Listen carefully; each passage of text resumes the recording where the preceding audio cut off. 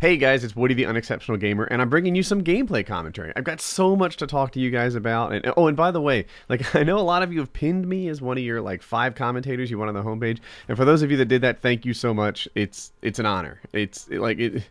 This new YouTube thing has shaken up the scene a lot, and it's divided it into winners and losers, and I was really quite nervous about how it would go, but I'm in the winners column, so I thank you guys for all your support. You guys mean everything. Like, it's a big day. I left my job and decided to do YouTube full time, and then this happens, and it's like, oh my gosh, you know, change is scary, and then the change turns out you guys like me, so... overwhelmed. Anyway, gameplay commentary. I promised I would do that. So I'm using the striker on Seatown a lot, and it's a good place to rank up your striker. As much as I don't like ranking up all this stuff, I wish I just had it. I can't seem to stop myself from doing it, and I want extended mags on my striker. So the beauty of extended mags, aside from just having more rounds, you know, between reloads, which is nice because it's a slow reloading gun, is that you get more pellets in each cartridge bullet, you know, if you call it that. So if you don't know how this works, you probably do. Quickly, the thing shoots pellets. Those pellets have like 25 points of damage, and it shoots 6 of them. Well, if you have extended mags, it shoots 9 of them. So 9 at 25 points of damage. You need a smaller percentage. Instead of 4 out of 6, you just need 4 out of 9 to kill the guy in 1 shot, or, you know, in 2 shots, obviously. So yeah, extended mags, more pellets dramatically increases your odds of getting those kills. And you drop range on this thing in extended mags, and all of a sudden the striker is a really effective weapon. So that's what I'm working toward. I've had it in private matches and I love it, but in public matches, you know, I don't have it quite as much. In terms of kill streaks, I should mention this now. I kind of like this kill streak combo, especially for a weapon where you don't think you're gonna, like, you know, rack up 10 KDs all the time. So I've earned UAV, and then UAV helps me get to the Predator, which helps me get to the airstrike. You know, and the airstrike's almost a guarantee, right? Most of the time I get a kill with my Predator, so that was a bad move, reloading in front of a window. But so yeah, you know, I kind of like this. And then once I get through here, sometimes I work through these streaks twice in a life, which is nice, sometimes not, whatever.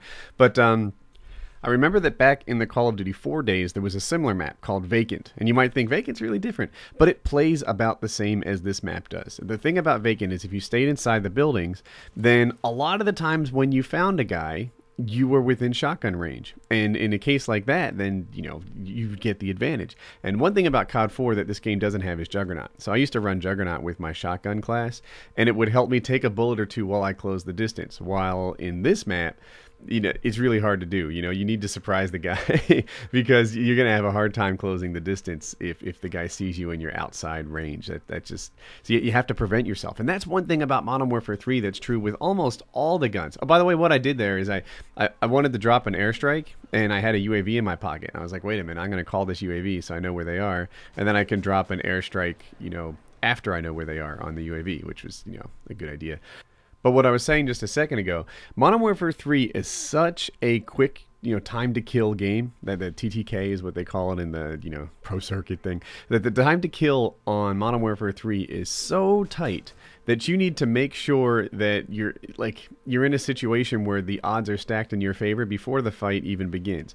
In Black Ops, if things weren't going your way, then you could, you know, like, get out of that firefight. If you had some cover and you felt like you were down a bullet, then I would often evade. I'd be like, all right, this isn't working, horrible Predator.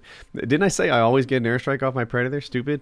Anyway, in Black Ops, if things weren't going my way, if I felt like I was losing the gunfight, then I could often go prone behind that barrel, slide behind that rock, go around the corner, and evade. You know, just get out of the gunfight like you would in Halo. I don't pretend to be a Halo expert, but I do know enough that if you feel like you're out of losing a gunfight in Halo, you can get the heck out of there and things will go your way.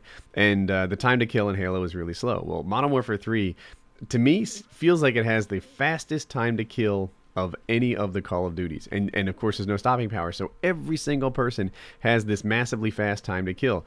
And the way to play it is to make sure that, you know, all the odds are stacked in your favor before the gunfight even begins, because turning on people seems rare in this game. It's rare that, like, you're gonna get shot, notice you get shot, point your gun at them, and still win the gunfight. That's not how it goes. You have to be the first to notice. You have to be the first to get your shots on target and do your thing. So on C-Town, I have a preference for BC when I hold a shotgun because I feel like, those are two things that I can get close quarters fights on. Like I got owned there. I can get, these close quarters fights and I can do my thing. For if I have an assault rifle, then I don't mind holding AB because from the balcony on the other side of the map, then you have like, of course, shots on Bravo from the balcony. It's a really great place to defend it. But you can also slide over to that little bridge and get shots on Alpha from there.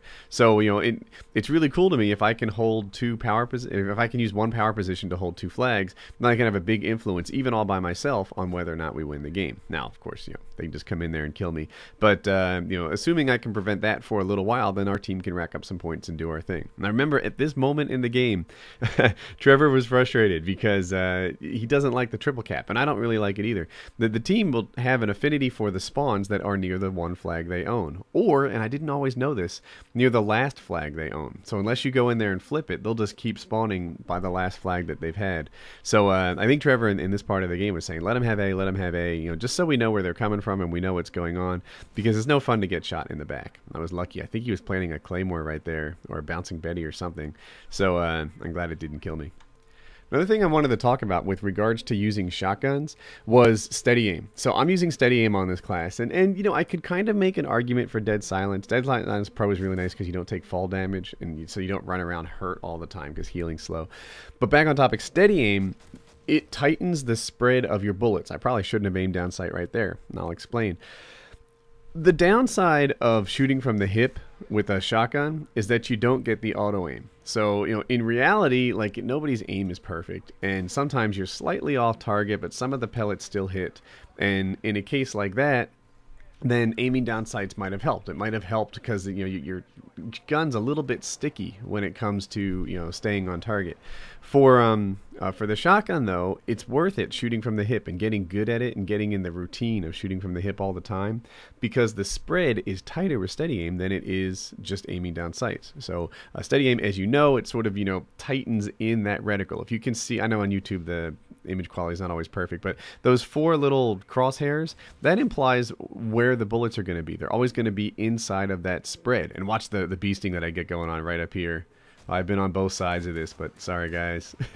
So anyway, it tightens up that spread, steady aim does. And when you aim down sights, you lose the benefit that steady aim gives you. Now, on every other gun, aiming down sights is so much tighter than hip firing that it's not really a loss at all. But with the shotgun, and this is all shotguns, the spread doesn't change from aiming down sights to not aiming down sights unless you run steady aim, at which point it gets worse. So you're going to get more of those pellets on target by firing from the hip, assuming you are aiming at the guy, than you would if you were aiming down sights. So yeah, you'll watch in this game, most of my kills are by hip fire, and that's by design. I've gotten in the knack of doing it because, one, of course, it's a lot quicker, and two, you get more pellets on target by shooting from the hip with steady aim. So that's a good tip.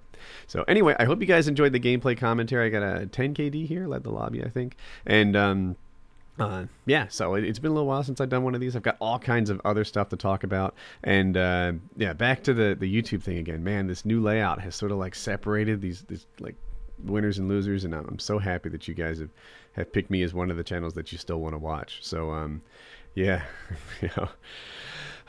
big day. Thanks for the help. No, look, most points captured, most kills, fewer deaths. I love that combo. I love it when I get the Dom points and I get the best KDs.